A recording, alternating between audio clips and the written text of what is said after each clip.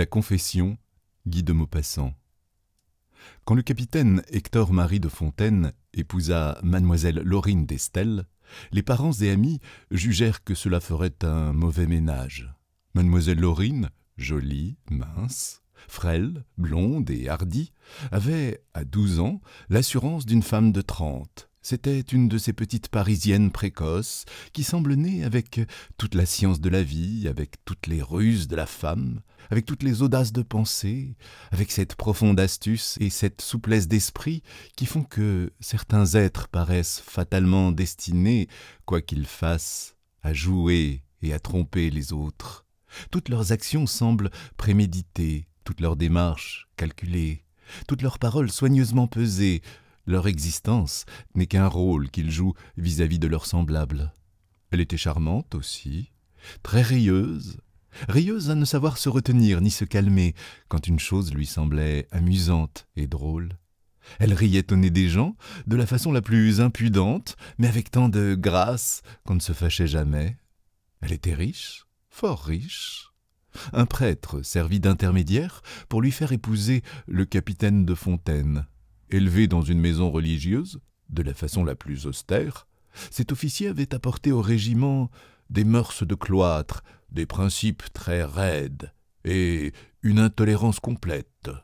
C'était un de ces hommes qui deviennent infailliblement des saints ou des nihilistes, chez qui les idées s'installent en maîtresse absolue, dont les croyances sont inflexibles et les résolutions inébranlables.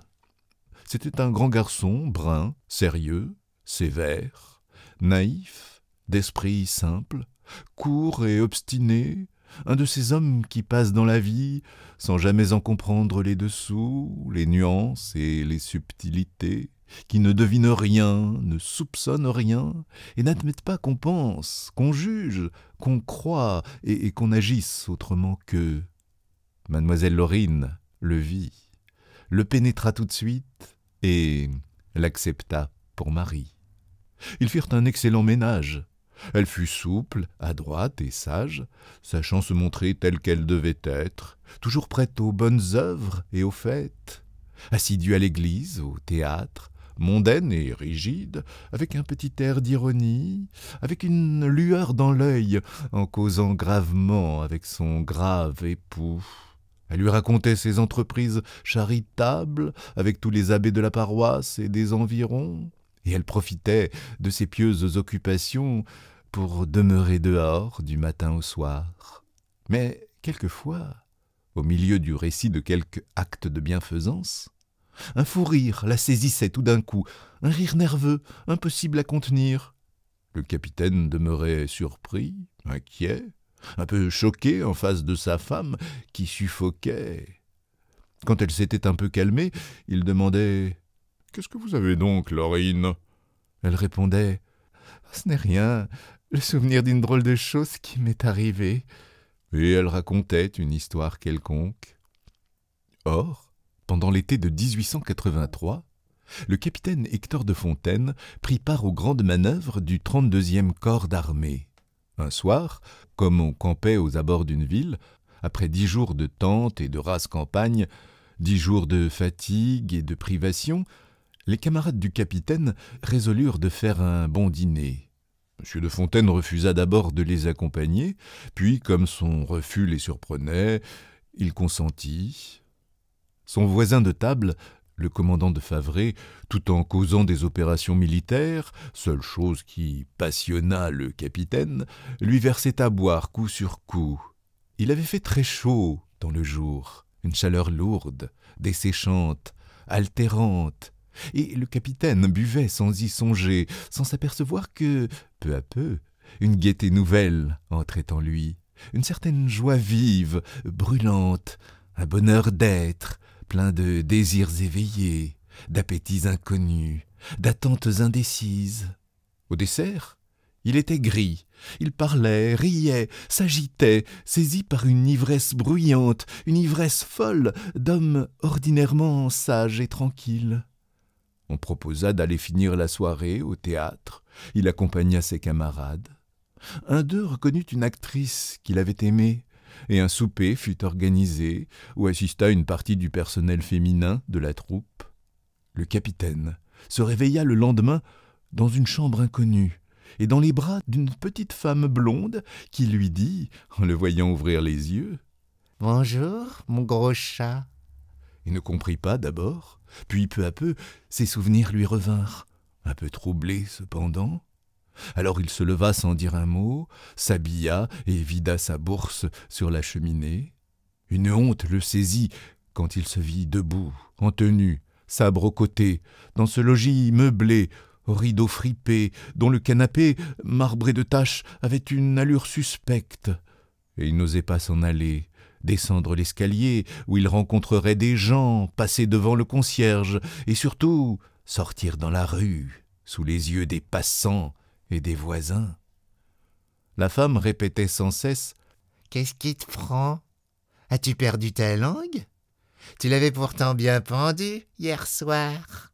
En voilà un mufle. » Il la salua avec cérémonie et, se décidant à la fuite, regagna son domicile à grands pas, persuadé qu'on devinait à ses manières, à sa tenue, à son visage, qu'il sortait de chez une fille. Et le remords le tenailla, un remords harassant d'homme rigide et scrupuleux. Il se confessa, communia, mais il demeurait mal à l'aise, poursuivi par le souvenir de sa chute et par le sentiment d'une dette sacrée contractée envers sa femme. Il ne la revit qu'au bout d'un mois, car elle avait été passée chez ses parents le temps des grandes manœuvres. Elle vint à lui les bras ouverts, le sourire aux lèvres. Il la reçut avec une attitude embarrassée de coupable, et jusqu'au soir, il s'abstint presque de lui parler. Dès qu'ils se trouvèrent seuls, elle lui demanda « Qu'est-ce que vous avez donc, mon ami? Je vous trouve très changé. » Il répondit d'un ton gêné « Mais je n'ai rien, ma chère. Absolument rien. »« Pardon, je vous connais bien, et je suis sûr que vous avez quelque chose.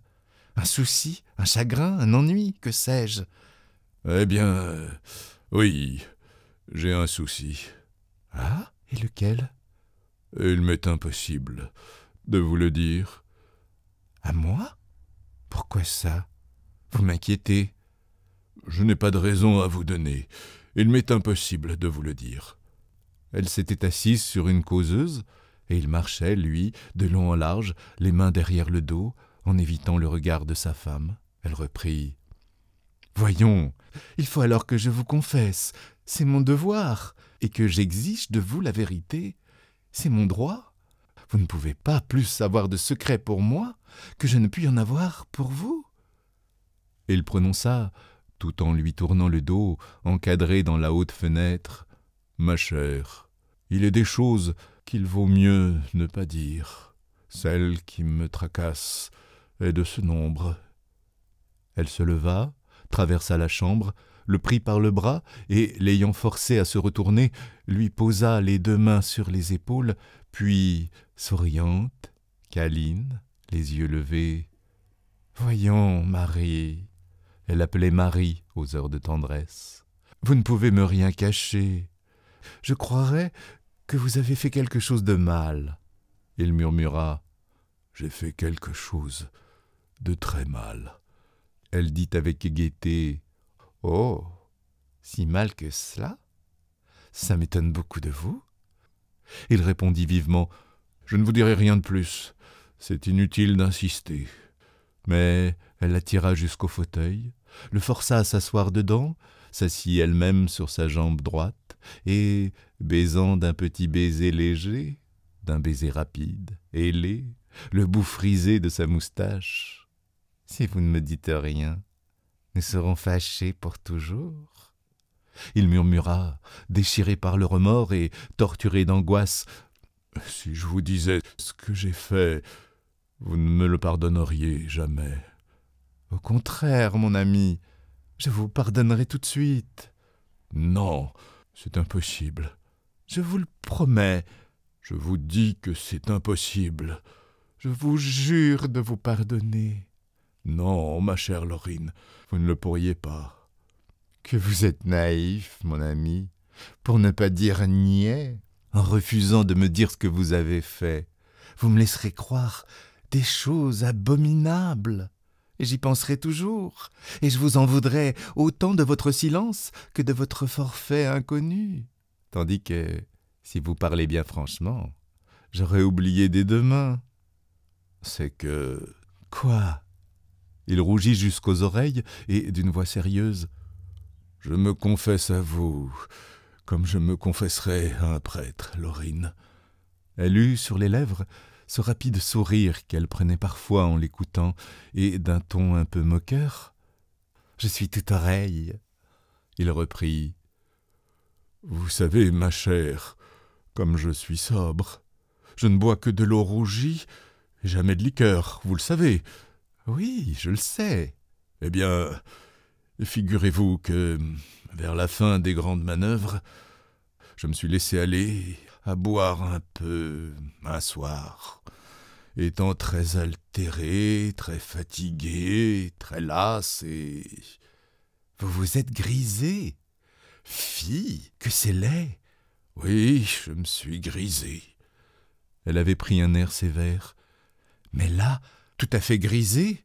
Avouez-le, grisé à ne plus marcher, dites. Oh non, pas tant que ça. J'avais perdu la raison, mais non l'équilibre.